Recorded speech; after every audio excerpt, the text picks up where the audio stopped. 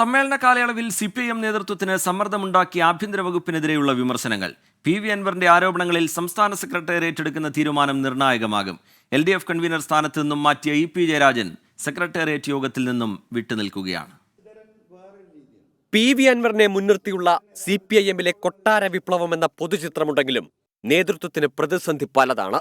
മുഖ്യമന്ത്രിയുടെ പൊളിറ്റിക്കൽ സെക്രട്ടറിയെയും ആഭ്യന്തര വകുപ്പിനെയും ലക്ഷ്യം വെച്ചുള്ള അൻവറിന്റെ ആരോപണം ഇതിനോടകം ബ്രാഞ്ച് സമ്മേളനങ്ങളിൽ ചർച്ചയായിട്ടുണ്ട്.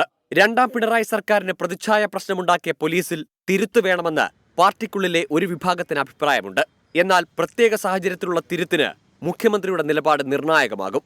വിശ്വസ്തരെ മാറ്റിയാൽ അത് മുഖ്യമന്ത്രിയുടെ സമീപനങ്ങളെ തിരുത്തുക കൂടിയാകുമെന്ന പ്രതീതി പ്രതിപക്ഷം ആയുധമാക്കുമെന്നതാണ് മറ്റൊരു ഭയം.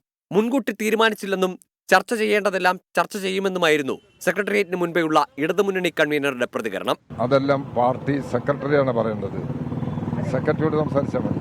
കമ്മിറ്റിയിൽ ചർച്ച ചെയ്യുന്ന കാര്യങ്ങൾ ഇങ്ങനെ മുൻകൂട്ടി പറയുന്ന രീതിയിലല്ലോ. കമ്മിറ്റിയിൽ വരുന്ന കാര്യങ്ങളെല്ലാം കമ്മിറ്റിയിൽ വരും.